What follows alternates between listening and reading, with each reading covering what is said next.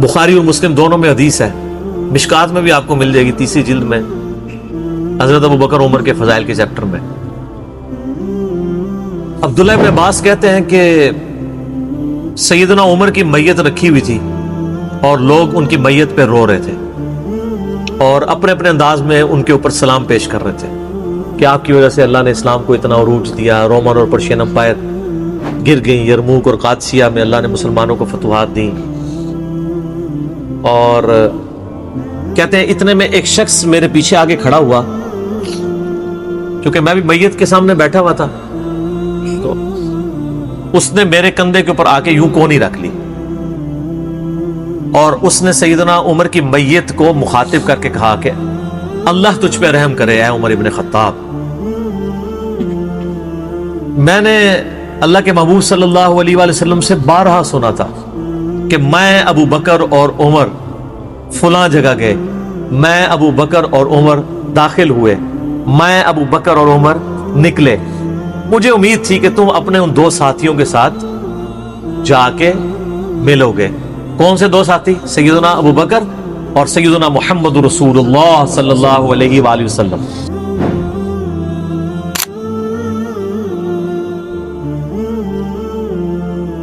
बुखारी और मुस्लिम में हदीस है, हजरत साद इब्न अबी वकास कहते हैं रज़ियल्लाहु तआला अन्हुमा व अलैहिस्सलाम और सैयदना अबू हुरैरा रज़ियल्लाहु तआला अन्हु अलैहिस्सलाम कि ग़ज़वा खैबर के मौका पर नबी सल्लल्लाहु अलैहि वसल्लम ने फरमाया, मैं कल उस शख्स के हाथ में झंडा दूंगा जो अल्लाह और उसके रसूल से मोहब्बत करता है, और ये तो छोटी बात है, और अल्लाह और उसका रसूल उससे मोहब्बत करते हैं, ये बहुत बड़ी बात है। तो साद इब्न अबी वकास कहते हैं कि हम पूरी रात बेचैनी में सोए नहीं कि वो खुश नसीब कौन होगा। जब सुबह हुई तो नबी अलैहिस्सलाम ने फरमाया कि अली इब्न अबी तालिब को मेरे पास बुलाओ। बुलाया गया, उनकी आंखों में शोबे चश्म था। नबी अलैहिस्सलाम ने अपने मुबारक लुआब दन उनकी आंखों में लगाया, मुबारक हाथों से ज़िरा बांधी और आपने रवाना किया और फरमाया कि अली पहले उनको दावत देना।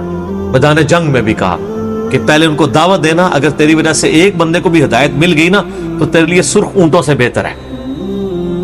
और सहाबा कराम कहते हैं सैयदना अली को ये फजीलत हासिल हुई, अल्लाह ताला ने उनके हाथों पे फतह दे दी। ये तो बुखारी और मुस्लिम में है। मुस्लिम शरीफ में आगे अल्फाज हैं कि सैयदना अबू हुरैरा कहते हैं कि हजरत उमर फारूक रज़ियल्लाहु तआला अन्हु मुझसे कहा करते थे कि मुझे अपनी जिंदगी में कभी भी नबी अलैहिस्सलाम की तरफ से इमारत का शौक पैदा नहीं हुआ। इनको कहते थे मेरी एक यानी जिंदगी में जो इमारत वाला मामला है मैं इससे दूर ही भागता हूँ। आपको पता है ना, हजरत अबू बकर का भी जब ये मशवरा शुरू किया तो हजरत उमर ने सबसे पहले कहा कि जी मुझे तो आप माफी रखें, बाकियों में से कोई मशवरा कर ले, मैं जो भी मुसलमान राजी हो जाएंगे। हजरत अबू बकर ने भी सबसे मशवरा किया, हजरत उमर से नहीं किया। और सबसे मशवरा क्या किया कि इसको कर दूं, तो सबने कहा ठीक है। जब अनाउंसमेंट की तो हजरत उमर ने कहा कि अभी आपने मुझसे मशवरा, उनका मुझे पता था तुमने तो मानना ही नहीं है, बस अब इसको मुसलमानों के मशवरे को कबूल करो। तो हजरत उमर की एक तबीयत में एक आर्जी वाला मामला था, और आप देख लें कि यही आर्जी है जो उनको ईमान की तरफ ले आई है। नबी इस्लाम की तिरमिज़ी में दुआ है ना, ऐ अल्लाह अमर इब्न हशाम और उमर इब्न खत्ताब में से एक को इस्लाम की दौलत दे दे। अबू जहल को क्यों नहीं मिली? मैं आपको एक ही फर्क, एक ही बंदे की जुबानी बता देता हूं। हजरत अब्दुल्ला इब्न मसूद कहते हैं, सही बुखारी में आता है कि जब उस मरने के करीब था, वो जो दो बच्चों ने उसको कत्ल करके नीचे गिराया, भी उसकी रमत बाकी थी, तो मैं उसकी जब गर्दन काटने के लिए उसके सीने पे चढ़ा तो मुझे कहने लगा कि तुम एक यानी कम जात के आदमी ने एक बहुत बड़ी सवारी के ऊपर सवार हुआ है और मेरी गर्दन को नीचे से काटना ताकि सरदार की गर्दन नजर आए। ये अकड़ आखिरी वक्त में भी नहीं जा रही है, ठीक है जी। और दूसरी तरफ आप हजरत उमर फारूक रज़ियल्लाहु तआला अन्हु को देखें कि बिलाल हबशी को कह रहे हैं, सही बुखारी में हदीस है कि अबू बकर हमारे सैयद हैं जिन्होंने हमारे सैयद बिलाल को आजाद करवाया। अरब के बनु अदी का सरदार एक हबशी को, ये आप इमेजिन नहीं कर सकते आज कि खानदानी वहां पे निजाम, कुरैश तो अपने बराबर किसी को समझते नहीं थे, सैयदुना बिलाल कह रहे। और एक दफा जब अबू जहल पटाई कर रहा था अब्दुल्ला इब्न मसूद की, धक्का मार के चला गया। ये सब कुछ उमर सीरीज में फिल्माया कतर वालों ने। तो वो अब वो नीचे गिरे पड़े हुए हैं, हजरत उमर वहां से गुजर रहे होते हैं, अभी इस्लाम नहीं कबूल किया होता। तो وہ ہاتھ پکڑ کے اسے اٹھاتے ہیں. تو عبداللہ بن مسعود کی زبان سے نکل جاتا ہے کہ واللہ تم ان دونوں میں سے بہتر ہو. تو یعنی جو نبی علیہ السلام نے دو مانگے ہیں نا ان میں سے تم بہتر ہو، یعنی عاجزی ہے، یعنی ہے کافروں کی پارٹی میں اور میرے ساتھ بھی اس نے سلوک کر رہے ہو، اور وہی ہوا، اللہ تعالیٰ نے ان کو قبول کر لیا. اچھا اب آپ دیکھیں کہ سیدنا عمر فاروق رضی اللہ تعالیٰ عنہ کہتے ہیں، حضرت ابو ہریرہ کہتے ہیں مسلم شریف کی اس حدیث میں کہ حضرت عمر مجھے کہا کرتے تھے مجھے پوری زندگی کبھی عمارت کا شوق نہیں ہوا سوائے اس دن کے کہ جس دن علی کو جھنڈا ملا مجھے بھی خواہش تھی کہ کاش نبی علیہ السلام مجھے وہ جھنڈا دیتے. یہ حضرت علی کے لیے بہت بڑی فضیلت ہے اس حوالے سے کہ سیدنا عمر ان پر رشک کرتے تھے. باقی ایک سنن کبریٰ البیہقی میں من گھڑت روایت ہے کہ حضرت عمر کہا کرتے تھے، وہ جو ایک بڑی مشہور بیان کر رہے ہوتے ہیں کہ جی وہ ستاروں کے برابر کس کی نیکی ہے. حضرت عائشہ نے پوچھا تو ان کا بھی تیرے باپ کی ہیں، تو حضرت عمر کی ہیں، تو پوچھا کہ میرے باپ کی، ان کا بھی ان کی تو ایک نیکی جو ہے وہ غار ثور کی سب پہ بھاری ہے. اس حدیث کو شیخ البانی نے، شیخ زبیلی زئی صاحب نے، دونوں نے لکھا ہے یہ موضوع حدیث ہے، وضع کی گئی حدیث ہے، لیکن یہ ہمارے مسلمانوں کے بچے کو یاد ہے. جعلی حدیث ہے، ضعیف نہیں سر، گھڑی ہوئی حدیث ہے. اور جو مسلم شریف کی حدیث تھی وہ ہم نے آگے ایکسپلور کیا کہ حضرت عمر کہتے تھے مجھے علی پر رشک ہے کہ مجھے وہ جھنڈا نہیں ملا اور علی کو ملا. دوسری طرف سیدنا علی بھی سیدنا عمر سے بڑی محبت کرتے تھے. بخاری اور مسلم دونوں میں حدیث ہے، مشکات میں بھی آپ کو مل جائے گی 3 جلد میں، حضرت ابو بکر عمر کے فضائل کے چیپٹر میں. عبداللہ ابن عباس کہتے ہیں کہ سیدنا عمر کی میت رکھی ہوئی تھی اور لوگ ان کی میت پہ رو رہے تھے اور اپنے اپنے انداز میں ان کے اوپر سلام پیش کر رہے تھے کہ آپ کی وجہ سے اللہ نے اسلام کو اتنا عروج دیا، رومن اور پرشین امپائر گر گئی، یرموک اور قادسیہ میں اللہ نے مسلمانوں کو فتوحات دی. اور کہتے ہیں اتنے میں ایک شخص میرے پیچھے آگے کھڑا ہوا، چونکہ میں بھی میت کے سامنے بیٹھا ہوا تھا، تو اس نے میرے کندھے کے اوپر آ کے یوں کونی رکھ لی اور اس نے سیدنا عمر کی میت کو مخاطب کر کے کہا کہ اللہ تجھ پہ رحم کرے اے عمر ابن خطاب. میں نے اللہ کے محبوب صلی اللہ علیہ وآلہ وسلم سے بارہا سنا تھا کہ میں ابو بکر اور عمر فلاں جگہ گئے، میں ابو بکر اور عمر داخل ہوئے، میں ابو بکر اور عمر نکلے، مجھے امید تھی کہ تم اپنے ان 2 ساتھیوں کے ساتھ جا کے ملو گے. کون سے 2 ساتھی؟ سیدنا ابو بکر اور سیدنا محمد رسول اللہ صلی اللہ علیہ وآلہ وسلم. اور اللہ کی قسم اس روئے ارض پہ تم وہ شخص تھے کہ مجھے خواہش ہے کہ میں تمہارے اعمال کے ساتھ اللہ کے حضور پیش ہوں. ظاہر ہے اتنا بڑا عروج سر، انسانی تاریخ کا سب سے بڑا ریولوشن نبی علیہ السلام کا، اس کی ایپیکس سیدنا عمر کے دور میں ہوئی ہے، اور یہ اللہ کا معجزہ ہے. نبی علیہ السلام کی مبارک زندگی میں انقلاب آتا نا تو اس طرح کے تو بہت لیڈر پہلے بھی آئے تھے جنہوں نے اپنی زندگیوں میں انقلاب لے کے آئے تھے. یہ معجزہ یہ تھا کہ وہ شخص دنیا سے چلا گیا، ہزاروں اس کے ماننے والے مرتد ہو گئے عرب قبائل، اور چند مخلص ساتھی ساتھ ہیں، اس کے باوجود اللہ نے رومن اور پرشین امپائر الٹوا دیے. کتنا بڑا معجزہ ہے. اگر نبی علیہ السلام اپنی مبارک زندگی میں کر جاتے وہ تو اسکندر اعظم بھی کر گیا، بعد میں چنگیز خان نے بھی کیا، بڑے بڑے لیڈر آئے. یہ ڈفرنس ہے، ایک یہ ڈفرنس، اور دوسرا ڈفرنس یہ کہ نبی علیہ السلام نے اپنی وفات کے بعد 10 سال بعد، 20 سال بعد، 30 سال بعد، 50 سال بعد، ایون 500 1000 سال بعد ہونے والے واقعات کو بھی بیان فرما دیا کہ یہ ہوگا. آج تو ہم تاریخ میں دیکھ سکتے ہیں کہ وہ سب کچھ ہوا ہے. اگر آپ کو شوق ہو تو دلائل النبوہ امام بیہقی کی کتاب ہے 3500 حدیث پہ، 5ویں صدی ہجری میں لکھی گئی ہے. اس میں 500 سال میں جو نبی علیہ السلام کی پروفیسیز پوری ہوئی ہیں نا، منوان اسی طریقے سے موجود ہیں.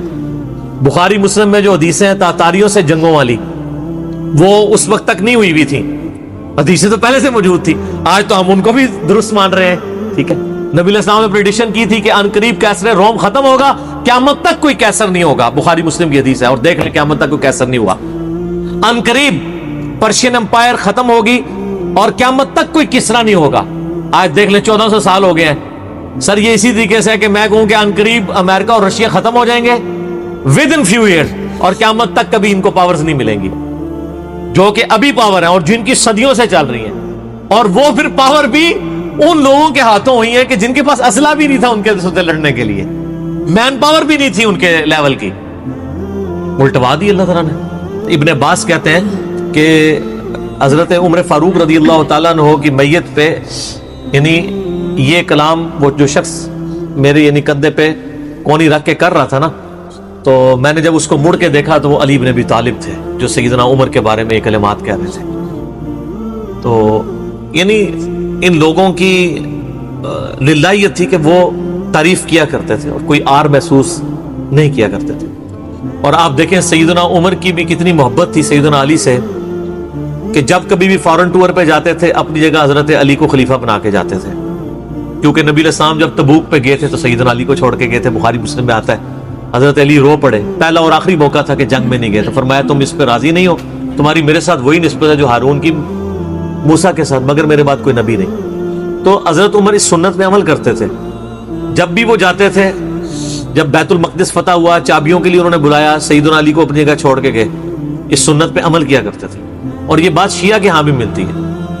میری ایک شیعہ عالم کے ساتھ ایک دفعہ بحث ہوئی، 2011-12 کی بات ہے، تو مجھے کہنے لگے کہ حضرت عمر جو ہے نا حضرت علی کو خلیفہ بنانے میں مخلص نہیں تھے، اسی لیے انہوں نے 6 رکنی کمیٹی بنائی، ان کو چاہیے تھا ڈائریکٹ حضرت علی کو نامزد کرتے۔ تو میں نے کہا اس کے پیچھے ریزن کیا ہے، وہ تو حضرت عمر نے خود بتائی ہے، بخاری مسلم دونوں میں حدیث ہے۔ ابن عمر کہتے ہیں جب حضرت عمر کو زخم لگا اور اب ہمیں یقین ہو گیا کہ وہ جانور نہیں ہوں گے، کھاتے تھے تو انتڑیاں کٹ چکی تھی، یہیں سے وہ سب کچھ نکل جاتا تھا، تو ہم نے عرض کیا کہ اپنا خلیفہ کسی کو نامزد کر دیں۔ تو انہوں نے کہا اگر میں اپنا خلیفہ کسی کو نامزد کرتا ہوں تو میں اس کی سنت پہ عمل کرتا ہوں جو مجھ سے بہتر ہے، ابو بکر، اور اگر میں نہیں کرتا تو میں اس کی سنت پہ عمل کروں گا جو ان سے بھی بہتر ہے، یعنی رسول اللہ صلی اللہ علیہ وسلم۔ ابن عمر کہتے ہیں جب میں نے حضرت عمر کی یہ بات سنی نا تو مجھے سمجھ آ گئی کہ اب حضرت عمر کسی کو نہیں بنائیں گے، کیونکہ وہ ہمیشہ ہر معاملے میں نبی علیہ السلام کی سنت کو پرائورٹی دیتے تھے۔ اور وہی ہوا کہ انہوں نے کہا کہ میں 6 رکنی کمیٹی بنا رہا ہوں، بخاری کے اور مسلم کے الفاظ ہیں کہ میں اپنے بعد اس امر خلافت میں ان 6 بندوں سے زیادہ کسی کو اہل نہیں سمجھتا جن سے رسول اللہ صلی اللہ علیہ وآلہ وسلم اپنی وفات تک راضی رہے۔ اور فرمایا علی، عثمان، طلحہ، زبیر، عبد الرحمن بن عوف، سعد ابن ابی وقاص۔ اچھا یہ کون ہے؟ عشرہ مبشرہ ہیں۔ عشرہ مبشرہ میں سے یہ 6 بندے باقی تھے اور ایک 7واں بھی تھا، اس کا نام اس نے لیا کہ ان کا بہنوئی تھا، سعید ابن زید۔ وہ تو معاویہ کے دور میں جا کے فوت ہوئے ہیں نا، سعید ابن زید تو بہت بعد میں فوت ہوئے ہیں۔ اور اسی بخاری میں الفاظ ہیں کہ عبداللہ بن عمر کو مشورے میں ضرور شامل کرنا لیکن اس کو کوئی خلیفہ نہ چنے، اور کہا کہ سعد ابن ابی وقاص پہ اگر تم متفق ہو جاؤ تو اسے خلیفہ چن لینا، اور میری اس بات کو دلیل نہ بنانا کہ میں نے اسے معزول کیا تھا پرشین امپائر کی گورنری سے، کہیں ایسا نہ ہو کہ تم اس پہ متفق اور کہو کہ اس کو تو عمر نے اتارا ہوا تھا، اینو تے رہن دو، اس دے 62 لگ گئی ہے۔ یہ 62 ہے ہی جعلی چیز ہے، اسلام میں کوئی 62 نہیں ہے۔ اسلام میں یہ نہیں ہے کہ آپ کو مطلب موت کے غرغرے تک توبہ قبول ہے، آپ ایک بندے کے ساتھ معاملہ ہو جاتا ہے اور وہ توبہ طائب ہو جاتا ہے تو بس ٹھیک ہے، وہ تا حیات نائل کوئی نہیں ہوتا۔ اسلام میں کوئی تا حیات نہیں ہے۔ اللہ تعالیٰ کے ساتھ گستاخی کرنے والے کے لیے بھی جامع ترمذی میں حدیث ہے کہ موت کے غرغرے تک جو ہے وہ توبہ کا دروازہ کھلا ہوا ہے، موت کے غرغرے سے پہلے تو 62 نہ لگا دینا اس پہ۔ وہ ایک معاملہ تھا، وہ حضرت عمر کسی کو 4 سال زیادہ گورنر رہنے نہیں دیتے تھے تو انہوں نے ان کو ہٹا دیا تھا۔ تو یعنی ان لوگوں کی یہ للہیت ہوا کرتی تھی۔ تو میں نے اس کو کہا کہ دیکھو کہ یہ وجہ تھی کہ انہوں نے نبی علیہ السلام کی سنت پہ عمل کیا کہ میں ان 6 بندوں سے نبی علیہ السلام راضی تھے، میں اس کمیٹی بناؤں گا، میں، اور اس میں الفاظ ہیں بخاری مسلم میں کہ میں زندگی بھر تمہارا بوجھ اٹھاتا رہا، اپنے مرنے کے بعد تمہارا بوجھ نہیں اٹھاؤں گا، تم خود اپنا خلیفہ چن لینا ان 6 میں سے، یعنی میں کسی کو نامینیٹ نہیں کروں گا۔ دوسرا میں نے اس شیعہ عالم سے یہ بات کی کہ حضرت عمر اتنے بڑے رسک کے اوپر تھے کہ جس نے پوری دنیا کو الٹ دیا ہے اور وہ چند بندے لے کے رومن اور پرشین امپائر کا وزٹ کر رہا ہے، کوئی بھی قافلہ ان پہ حملہ کر کے ان کو شہید کر سکتا تھا، اور اگر خدا نہ خواستہ اس دوران وہ شہید ہو جاتے تو حضرت علی آٹومیٹکلی خلیفہ ہوتے کیونکہ ان کو چھوڑ کے گئے ہوئے تھے۔ یہ ان کا اخلاص تھا۔ پھر سیدنا عمر نے حضرت علی کو چیف جسٹس لگایا ہوا تھا حجاز کا۔ چیف جسٹس آج کل نہیں سنبھالا جا رہا، اور اس زمانے میں جب اسلام کا دورہ ہو، عدل کا نظام ہو، اور تینوں جو زہد کے امام تھے نا، حضرت عمر نے ان کو چیف جسٹس لگایا تھا۔ رومن امپائر گری، اصحاب صفہ میں سے ابو درداء کو لگایا، سب سے غریب ترین صحابی، یہ ان کا کرائٹیریا تھا۔ ابو سفیان، بڑے بڑے لوگ جو اینڈ پہ مسلمان ہوئے، یہ لائنیں بنا کے کھڑے رہتے تھے، حضرت عمر ان کو نہیں ملتے تھے جب تک باقیوں سے فارغ نہ ہو جائے۔ وہ کہتے تھے ہم سردار، ان کا نہیں، تم اسلام میں بعد میں آئے ہو۔ اور وہ مہاجرین کے وظیفے اور اصحاب بدر کے وظیفے انہوں نے باقیوں سے ڈبل لگائے ہوئے تھے کہ انہوں نے برے وقت میں اسلام کا ساتھ دیا۔ اور پرشین امپائر گری، عبداللہ ابن مسعود، زہد ترین صحابی، زہد کے امام، ان کو وہاں پہ چیف جسٹس لگایا۔ اور حجاز کے اندر سیدنا علی کو لگایا۔ اور اس سے بھی بڑھ کے سیدنا علی ابن ابی طالب کی ایک بیٹی ہے ام کلثوم، سیدہ فاطمہ سے ان کا رشتہ مانگا سیدنا عمر نے کہ میرا اہل بیت رسول کے ساتھ رشتہ مانگے۔ صحیح بخاری میں بھی اس کا ذکر اشارتاً موجود ہے ام کلثوم کا۔ شیعہ اور سنی دونوں کے ہاں ان کی کتابیں تو مانتی ہیں، بابے نہ مانے تو علیحدہ بات ہے، کتابوں میں موجود ہے کہ سیدنا عمر فاروق کی بیوی تھی ام کلثوم، اور سلام اللہ علیہا، اس کی وجہ سے یعنی انہوں نے ایک فخر محسوس کیا کہ میرا اہل بیت کے ساتھ ایک رشتہ داری والا معاملہ ہو جائے۔ تو سیدنا عمر اس طرح کے معاملات کے اندر اہل بیت کے ساتھ بہت حسن سلوک والا معاملہ کیا کرتے تھے۔ اگرچہ ان کی طبیعت میں سختی ضرور تھی، لیکن جو دین کے معاملے میں تھی وہ ساری سختی اپنی ذات کے معاملے میں نہیں ہوا کرتی تھی۔ صحیح مسلم میں ایک حدیث ہے، اسی پہ میں کنکلوڈ کرتا ہوں کہ سیدنا عمر نے ایک خواب دیکھا کہ مجھے ایک مرغے نے خواب میں ٹھونگے ماری ہیں۔ تو انہوں نے پھر اگلے دن خطبہ دیا، انہوں نے کہا کہ میں نے خواب میں دیکھا ہے کہ اس طرح مجھے ایک مرغ نے چونچے ماری ہیں خواب کے اندر، میں نے اس کی تعبیر یہ کی ہے کہ عنقریب مجھے قتل کر دیا جائے گا، اور اگر بائی چانس اچانک میں مار دیا جاؤں، یہ تو کسی کو نہیں پتا تھا کہ وہ ایک تقریباً 3-4 دن تک زخمی حالت میں ہوش میں رہیں گے، اچانک بھی تو مار سکتے تھے اگر گردن اتر جاتی۔ اگر میں اچانک مار دیا جاؤں تو تم اس امر خلافت کو ان 6 بندوں سے باہر نہ جانے دینا۔ صحیح مسلم میں ان 6 بندوں کے نام نہیں ہیں، لیکن بخاری میں وہ نام بھی ہیں، سیدنا علی، عثمان، طلحہ، زبیر، عبد الرحمن بن عوف اور سعد ابن ابی وقاص۔ اور انہوں نے کنسنسس کے ساتھ پھر بعد میں سیدنا علی اور عثمان ہی بچ گئے تھے، ان میں ٹائی پڑ گئی تھی تو الٹیمیٹلی پھر حضرت عثمان کو چن لیا گیا۔ تو اگر میں اچانک مار دیا جاؤں تو ان 6 بندوں سے باہر کسی کو خلیفہ نہ چننا، اور مجھے پتا ہے کہ جب تم ان 6 بندوں میں سے کسی کو خلیفہ چنو گے تو کچھ لوگ تمہاری مخالفت کریں گے، اور یہ وہی لوگ ہیں جن کو میں نے اسلام کی خاطر اپنے ہاتھوں سے مارا ہوا ہے، یعنی وہ لوگ جو بالکل اینڈ پہ مسلمان ہوئے ہیں، جن سے ہم نے غزوہ بدر، خندق، احد لڑی ہوئی ہے۔ اب یہ اینڈ پہ مسلمان ہوئے ہیں، چونکہ وہاں پہ بھی انہوں نے حکمرانی دیکھی ہوئی ہے، تو یہاں پہ بھی ان کی خواہش یہ ہوگی کہ ان میں سے کسی کو خلیفہ چنا جائے۔ تو جب تم دیکھو کہ ایسے لوگ اس خلافت کے دشمن ہیں، ان 6 میں سے کسی بندے کی خلافت کے مخالفت کر رہے ہیں، تو تم سمجھ لینا کہ یہ لوگ اللہ کے دشمن، اور دوسرے الفاظ تو بڑے سخت ہیں، کافر ہیں۔ اس کی انجینئرنگ میں نہیں کرتا، وہ پھر کسی اور طرف بات چلی جائے گی۔ آپ میرا ریسرچ پیپر واقعہ کربلا کا حقیقی پس منظر 72 صحیح الاسناد احادیث کی روشنی میں، جس میں میں نے 200 روایتیں اکثر بخاری مسلم سے پیش کی ہیں، اس کے سٹارٹ میں نے حدیث لکھ کے پھر لکھا ہے کہ اب آئندہ صفحات میں آپ کو پتہ چلے گا کہ سیدنا عمر اسلام کا دشمن کن لوگوں کو سمجھتے تھے، اور یہی الفاظ صحیح بخاری میں عبداللہ بن عمر نے بھی استعمال کیے تھے۔ کس کے بارے میں کیے تھے وہ ہمارا ریسرچ پیپر پڑھ، ٹھیک ہے جی۔